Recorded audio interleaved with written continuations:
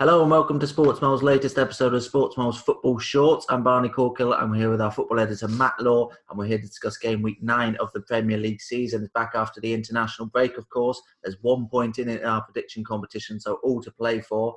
Let's jump straight into this weekend's action. We've got Newcastle versus Chelsea first up. Chelsea, Matt, they began to find a good bit of consistent form before the international break, didn't they? Newcastle are pretty much the picture of inconsistency, so on the form book, this would look like a Chelsea one. How do you see it going?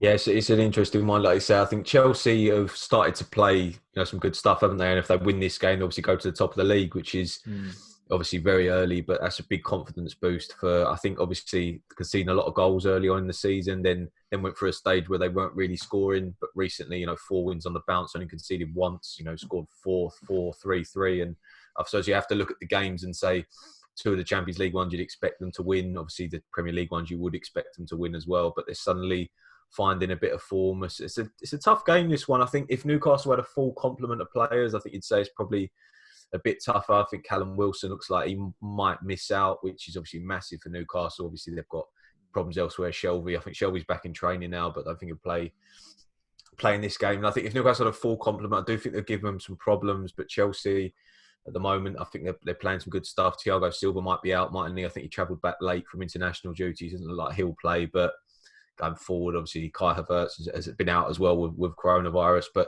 Ziyech has been fantastic. Obviously, Timo Werner's found a bit of form as well, and suddenly got a lot of players going forward that can really do things in the final third. So, yeah, Chelsea here 2-0.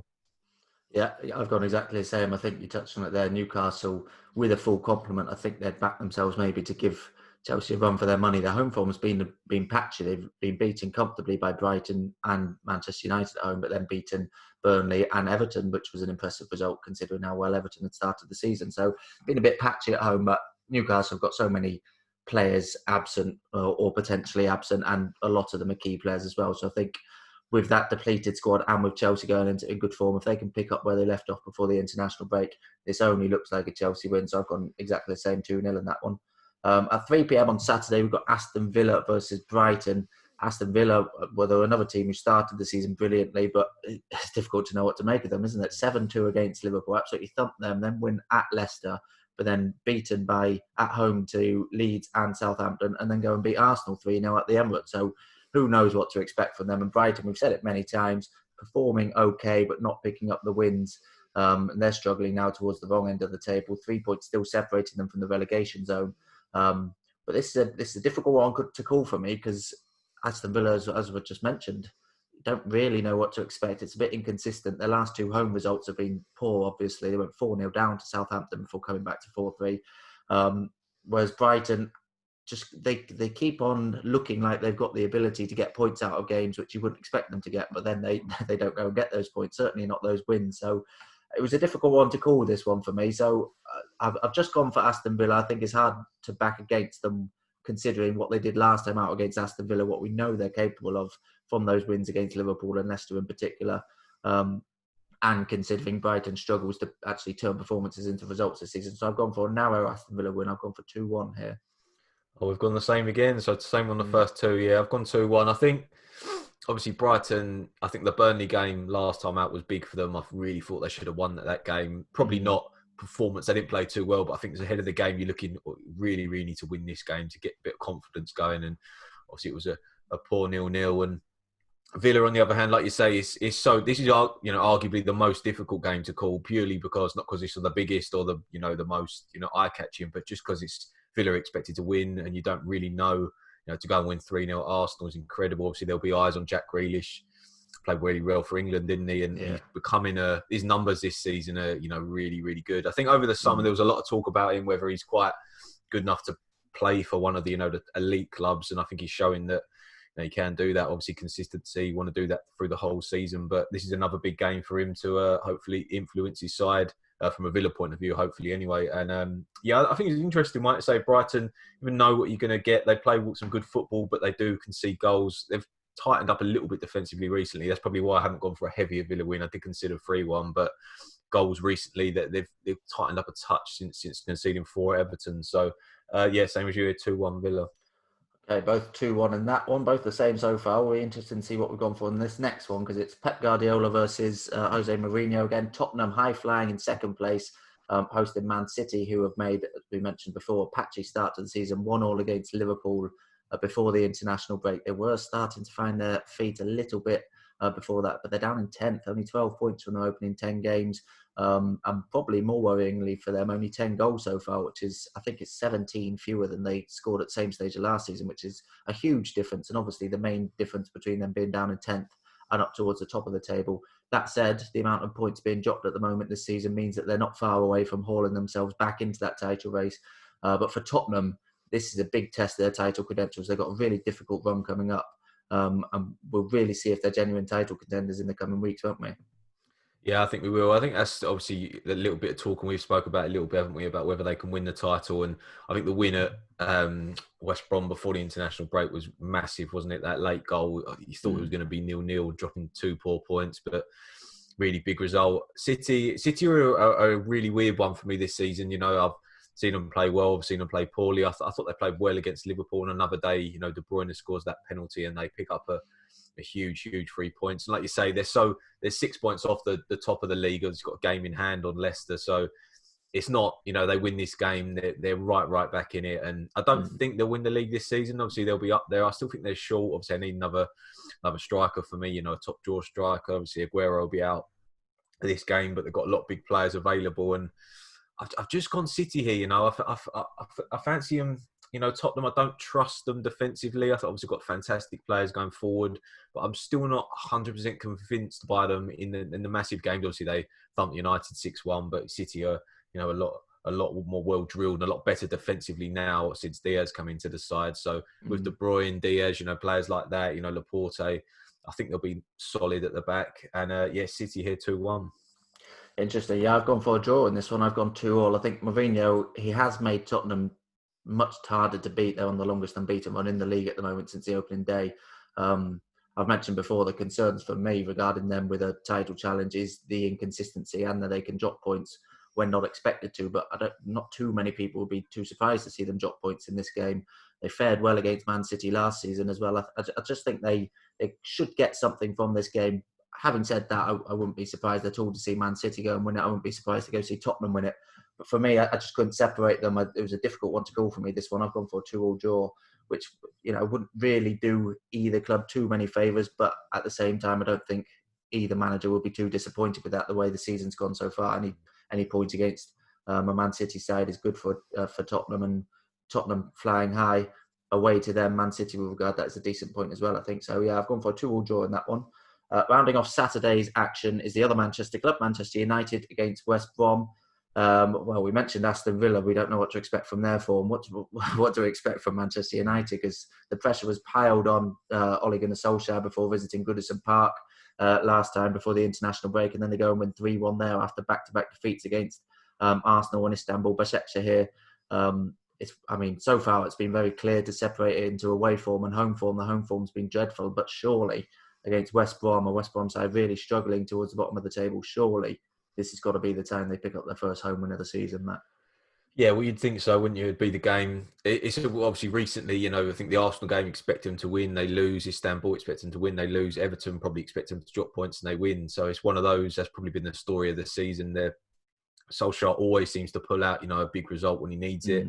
Incredible knack of doing that, you know, even, you know, back in the last season, the form was really good to finish third. Obviously, there was a little bit of pressure on him then. If they'd have fallen off and finished 7th, 8th, you know, he might not still be there. So, you know, West Brom, I think we both tipped them to go down still. I do think they will go down. I just don't think they've got enough, you know, in the league this season. Obviously, they played well against Tottenham last time out, but really poor result. And losing at Fulham in their last away game, I think wasn't great for confidence. You know, that's you know, Fulham arguably, you know, maybe a little bit harshly, but arguably, you know, the poorest side in the league, certainly defensively. But to lose that game is poor. You know, United, obviously, we spoke earlier, there's more than a few, that's being generous, injury, you know, concerns and doubts surrounding the game. But apart from, you know, Luke Shaw obviously definitely won't play. It looks like Telles will come in. Obviously, there was talk of him testing positive again for coronavirus, but he's there now. He's training. He should play in this game. Obviously, Greenwood Rashford, there was a little bit of doubt over. There's a lot. Cavani getting off last time out, the first goal, obviously gives him big confidence. Obviously, Fernandes was fantastic again. So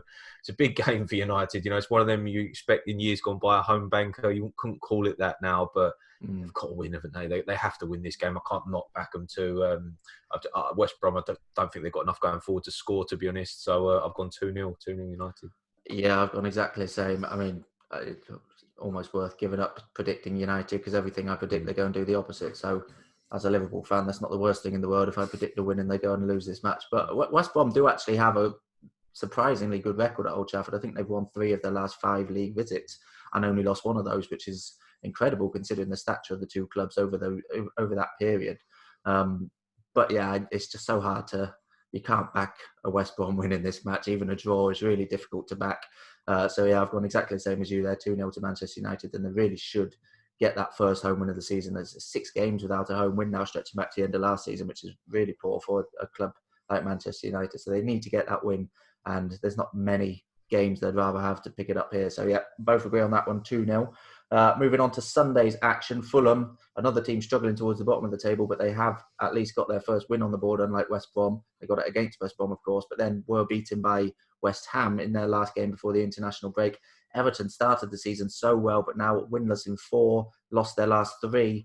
Only seem to be going in one direction at the moment, but a game against Fulham, for most teams in the league, they'll consider that a real chance to get a win on the board, don't they? Yeah, they will. I think, after the United game, Ancelotti came out and he was quite critical of his team's defending. It's clear. I think he wants a new centre-back, doesn't he? Another one going into January, because I just think, at the back with Michael Keane, Mina, obviously Holgate's in there. Holgate came in after a long period out. There's not a great deal of, real pace back there, real pacey centre-back. I know they signed Godfrey, didn't they? He hasn't really had a look in so far, but I still think they're defensively. I don't think Ancelotti trusts his team really. And they started so well against United, got that early goal, but then in fairness to United, they were fantastic coming back. And you'd say it's a good game for Everton, but Fulham, Fulham obviously, early on the season they were so poor, and then picked up a good result. And then at West Ham, really could have got a point, couldn't they? Obviously late on that penalty that we spoke about before, that was a really disappointing one, because you do feel like there's been little bits of signs of life from Fulham recently. Obviously they're out of the relegation zone now, and I still think they'll be struggling to stay in the league. But you do see little bits and pieces during their games, and you think, you can kind of see what's happening. Obviously, Scott Parker, I do think he's a really bright young coach. I think he'll do really well in their game. But it's a tough game. Everton probably more suited to playing away. They've lost the last 2 away, but they can pick up really good results, and they've got some fantastic players going forward. Then we can trust them defensively. I think Fulham will score, but yeah, I've gone Everton here 2-1. Yeah, again, I've got exactly the same. That one, I think, yeah, it's a difficult one to call, again, purely for Everton's form recently. What to expect? Will they get back to winning ways? And the international break, to be fair, has probably come at a really good time for them, because before the last international break, they were in such good form. It's during the October and November international break, they failed to win a single game and only picked up 1 point from 12 available. So they really need to get back on track. And a game against Fulham, as I mentioned, is a good chance to do that for most teams. So yeah, I agree with you there. I think Everton 2-1 in this one. Also on Sunday, Sheffield United versus West Ham. Sheffield United propping up the rest of the league at the moment, bottom of the table. Still only 1 point from that opening 8 games. They need a win on the board sooner rather than later. They've got West Brom in their match after this away from home, which is also shaping up to be a really big game. West Ham, they've been impressive in recent weeks. Their only defeat recently has been away to Liverpool, and they picked up some decent points against some big teams in that time. Obviously, their run at the moment is now a lot easier than it was back in October, and before that, they beat Fulham last time out. Sheffield United here, obviously. How do you see this one going? Yeah, I think that's the point, really, isn't it? You mentioned, obviously, their run is better, but they're the type of games that West Ham tend to drop points, the ones they should win. And Sheffield United, obviously, I think both of us probably fancied a little bit of second season syndrome for Sheffield United, but perhaps not as bad as it's been this season. I think, obviously, last time out against Chelsea, you feel like if that game was last season, obviously started so well, they'd give a really good account of themselves to maybe pick up a point. But to lose 4-1 at Chelsea, I know Chelsea are playing quite well recently, but disappointing. Obviously, Sheffield United's run has been terrible, but you do feel like there's a big result coming. I've sort of flirted with Sheffield United winning this one, but West Ham, I do think you have to give them a lot of respect. Obviously, Antonio is still out, but apart from that, obviously Declan Rice is playing fantastic at the moment. They've got some really good players in the final third and all over the pitch. I think David Moyes has done well with them this season. I do think they're moving in the right direction after, a difficult season, a difficult few seasons, to be honest. Such a big club, but it's a tough one, this one. I went back and forth. I feel like we're going to go the same in the end, but I did go 1-1 in the end just because Sheffield United, after the international break, a lot of players that would have been back at the training ground, fired up and really wanting to get off the board, another point on the board. So, 1-1 here. We have gone different. I've gone for 1-0 to West Ham. I find it really hard to back Sheffield United in this form. I know what you're saying, that they, a result is coming. I don't expect them to be going on this badly for the entire season. They've still got the same principles, a lot of the same squad that did so well last season, and Chris Wilder's still obviously a very good manager. It just hasn't really gone their way. And we mentioned West Ham's really difficult run of fixtures. We have to say Sheffield United have had one as well. Arsenal, Liverpool, Man City and Chelsea in 4 of the last 5 games. So you have to say that for them as well. And West Ham is probably, certainly on paper, an easier test than many of those games they've had. But they do need a win on the ball. Confidence will be quite low, and those thoughts will start to be creeping into their heads now of whether last season was a one-off and whether they're actually good enough for this level. You'd hope last season would have given them enough confidence to say to themselves, yes, they are certainly good enough for this level.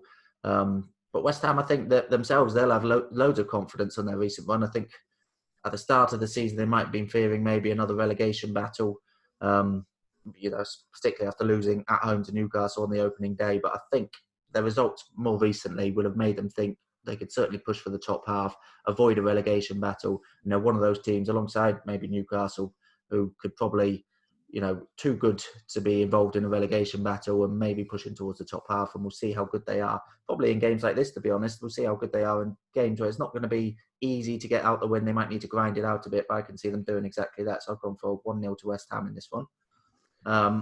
Also on Sunday, we've got Leeds versus Arsenal, a really intriguing game. Leeds have earned plenty of plaudits so far this season. The way they started the season, they went toe-to-toe with Liverpool, ultimately lost that game, but obviously got a point against Man City as well, beat Fulham in a thriller, beat Sheffield United, but more recently, back-to-back 4-1 defeats against Leicester and Crystal Palace. So they've hit a slump which they need to get out of, whereas Arsenal, they'll be demanding a response for that 3-0 home defeat against Aston Villa.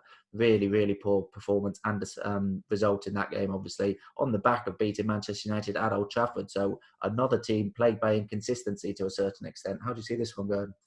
Yeah, it's a really big one, this one. I think for a number of reasons. Arsenal, I put them similar bracket to Manchester United in terms of that you can't really trust them in games. I think, I've said this before, you look at Liverpool and City and teams like that, and would you see, Liverpool, I know this, Leicester did, their job on City this season, but you wouldn't really see City or Liverpool getting beat 3-0 at home by Aston Villa. Correct me if I'm wrong, that might happen in the past at some point, but you never really think those teams are going to get, put obviously the Villa one, Liverpool stands out, but consistently, going forward, you just don't trust Arsenal, Manchester United, teams like that to pick up, big results, and to lose 3-0 at home to Villa, going into an international break after beating Manchester United last time is just the story of Arsenal. I do think Arteta's got a lot of plaudits, and I do think he's a really good coach, but does he get off a little bit lightly in terms of this season they've been quite poor. There's never any criticism at all of Arteta. No one ever, and I don't think he deserves criticism, but maybe a little bit of a question. There's so much talk of Solskjaer and maybe a little bit on Lampard as well, but doesn't really seem to be too much. And I think this is a big one. Obviously, Leeds, like you say, recent results have been really disappointing. To lose back-to-back 4-1 is far from ideal, and not what Marcel Bielsa would have had in mind. And it's a big one. You can see. I wouldn't be surprised, if any result happened, a draw, Leeds win, Arsenal win, it wouldn't, I wouldn't look at it and think that's quite surprising. I do think it's quite open, but setting the fence slightly. But I'm predicting an entertaining game. I do think there'll be some goals. So I've gone 2-2 here, draw.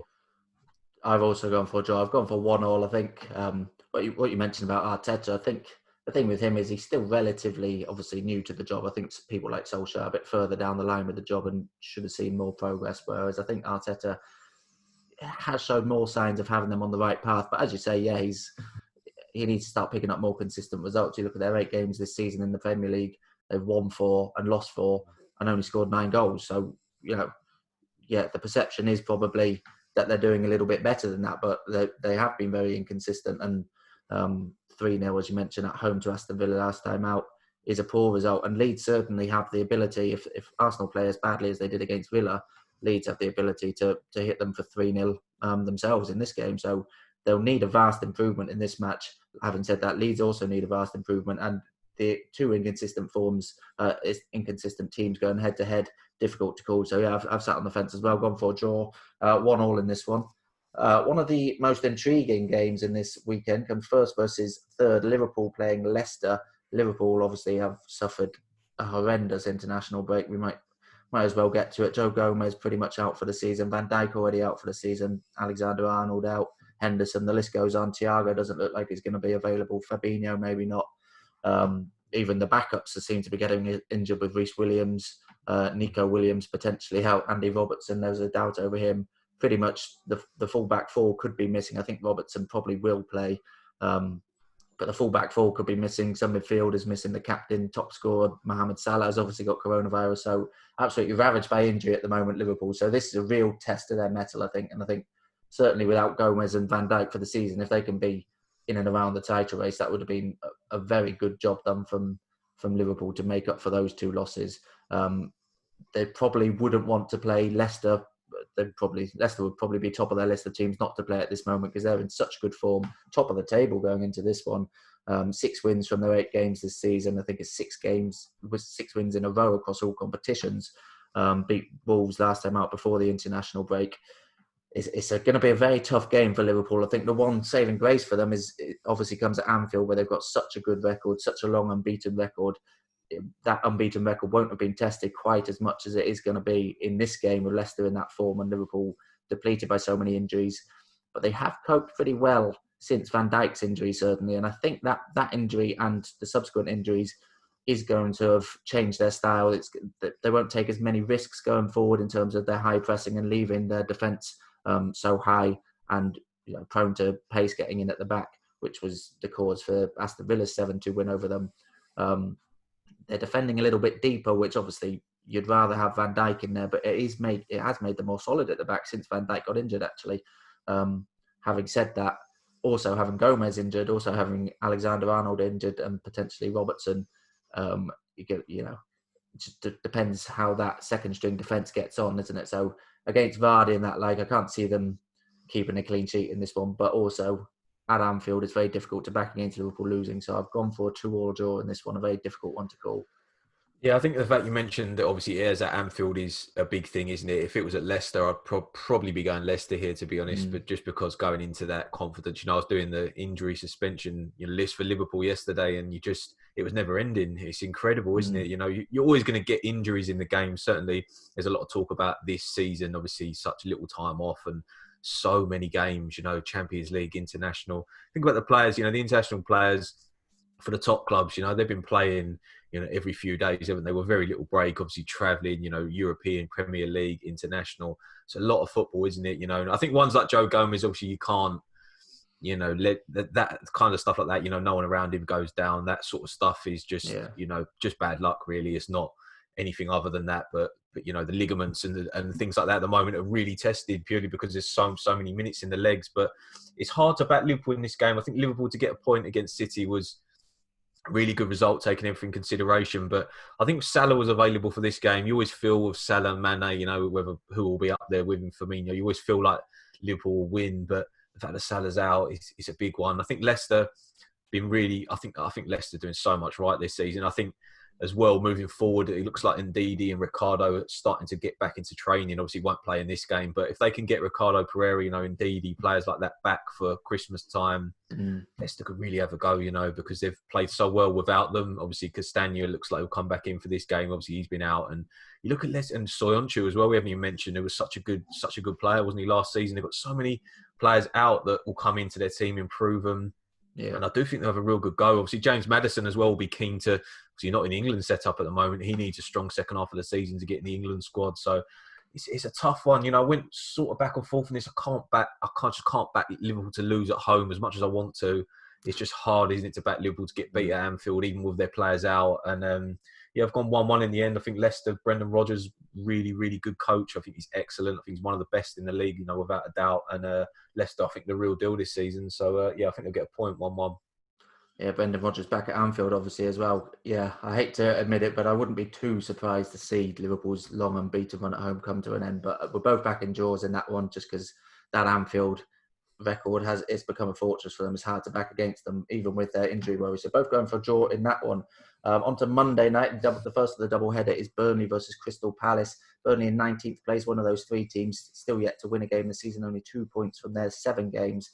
Crystal Palace 4-1 against Leeds United before the international break. That's a fantastic result, isn't it? How do you see this one going? Yeah, I think, there's games in certain game weeks and sometimes you just look at them and you think that's a 0-0 and it's hard to back 0-0, isn't it? I think, did you get a 0-0 recently? No, I thought of saying one, but I didn't go for it. Oh, yeah. Oh, yeah, that was like, we both agreed. I just think this game, I looked at it and, a little bit of thought and I just think, it's going to be 0-0. Obviously, Palace... Maybe, obviously, Palace did so well last time out, didn't they, against Leeds? Obviously, helped by a dodgy call. But yeah, they've got some goals in them this season, Palace, and they don't tend to draw 0-0. But going to Burnley, it's a tough one. Just Burnley this season, obviously, I think they'll struggle. I think they'll be down there at the end. I think Palace will be fine because, they've had some injuries. They've got to get some players back now, and they have got a lot of, firepower going forward. But the early game on Monday, you just feel like in each game week, there's games you look at and you think, well, this is going to be a bit of a poor one.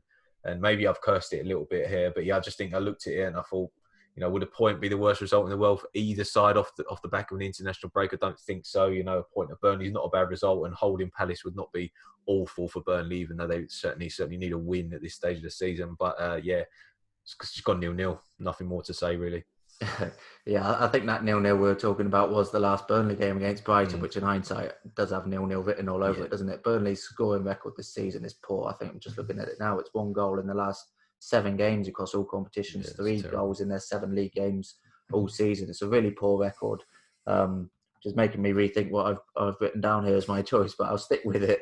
I've gone for 2-1 to Crystal Palace. I can see Palace getting the win. You look at their league position at the moment; it's really good. 8th place, 4 wins from their 8 games so far. You look at the teams they're above in the table at the moment: Wolves, Man City, Arsenal, Manchester United, Leeds United. They're doing really well at the moment. Roy Hodgson deserves so much credit. And they'll start thinking, what's the ceiling of their ambition this season? Can they push certainly for top half? Can they maybe even push towards the top 7 and hope that's good enough for Europa League football? Whether they've got the consistency to do that remains to be seen.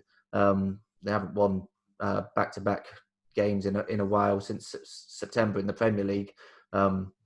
In all competitions in a while before that. So this will be a real test of whether they can do that after such a good result against Leeds last time out. They probably wouldn't have wanted the international break to come immediately after that result against Leeds. As you say, it is always going to be tough visiting Burnley. Obviously, Burnley have lost their last couple of home games. Last time out at home, it was 3-0 against Chelsea, which obviously they were well beaten in that one. And maybe I shouldn't have backed Burnley to score, but I'll stick with it. I've gone for 2-1 to Crystal Palace in this one. I think they'll have enough just to pile a bit more misery on Burnley, who are very difficult to back at the moment, the form they're in. Rounding off the game week's action is Wolves versus Southampton. This is a very interesting match. Wolves, they earn a lot of credit. They're 9th in the table, 3 defeats. They're another one who fall into the inconsistent bracket. There's so many of them this season. Beaten by Leicester last time out to end their unbeaten run. Southampton in superb form, aren't they? 4th in the table, 5 wins from their opening 8 games, 3 wins in a row in the Premier League against Everton, Aston Villa and Newcastle United. It's a difficult one to call, this one. Southampton obviously now without Danny Ings, but that didn't hamper them too much against Newcastle last time out. If they had Danny Ings in their side, I'd probably back them to go and win this game. Wolves have obviously got plenty of quality themselves, but they're a frustrating team to call, really. They've got the capability. I feel like back 2-2 for them quite a lot, and they don't actually score that many goals, or haven't been conceding too many goals this season either. 8 goals scored and 9 goals conceded in the league this season, which, when you consider how much the goals have been flying in, isn't anything to write home about, really. So I've gone for a slightly less high-scoring game this time around, but again, I've gone for a draw in this one. I've gone for 1-1. 1-1, yeah, that's the same as me. I thought he was going 2-2 again. But yeah, I just think, Wolves this season, they are a funny team, aren't they? You watch them, in certain stages, not even game to game, in certain stages of the game, they'll have a really good first half and then they're really poor second half. They'll have an excellent second half and they'll play poorly in the first half. they are a strange team, and I wouldn't be confident about calling where they're going to finish this season. If they finish 10th, 7th, I don't think they're good enough or consistent enough to push for the top 4. Not really push for it. You know what I mean? They might be able to, push themselves up a little bit, but I don't think they're good enough to do that. Southampton, so like you mentioned, really, Danny Ings, if they can get, obviously the fact that it's not going to be a season ender for Danny Ings, if they can get him back as soon as they can get him back, if they can stay in and around the top, 6, 7 teams, you really feel like Southampton could push for like top 7 maybe this season, top 8. They're really, really good. Che Adams has stepped forward last time against Newcastle. I think after the Villa game, which was a big game, obviously topsy-turvy 4-3, the next one was always going to be big, home to Newcastle. That's a really big game off the back of that one. Can you pick up another 3 points? And the fact they did was excellent. And Ward-Prowse is playing fantastic. Obviously, they've tied Ramo to a new contract in midfield, and obviously he's been fantastic for them. I've always thought that he could play higher than that. Obviously he was at Chelsea. I feel like he could be a good squad player for one of the big clubs. A lot of good things going for Southampton at the moment. Yeah, Wolves. It's just a 1-1 game, really, isn't it? Wolves, just not sure. There are loads of good players going forward, great technicians in midfield. They defend, quite well. Obviously, good with the 3 centre backs, and obviously Connor Cody's been good again this season. In England setup now, but yes, it's a weird one to call for me, and found it difficult to back either. So 1-1. Yeah, Wolves okay at home, and Southampton last season was so good away, and have been decent this season away so far, apart from that defeat at Palace, haven't they? So difficult one to call. We're both going for 1-1 in that one. Okay, brilliant. Thanks, Matt, as ever. We will be back next week for the next round of Premier League predictions. You can find previews and features for all of these matches and many more over on sportsmole.co.uk. And as ever, you can subscribe to this podcast on all the usual channels and subscribe to watch us on YouTube to make sure you don't miss a single episode. Look forward to seeing you again soon.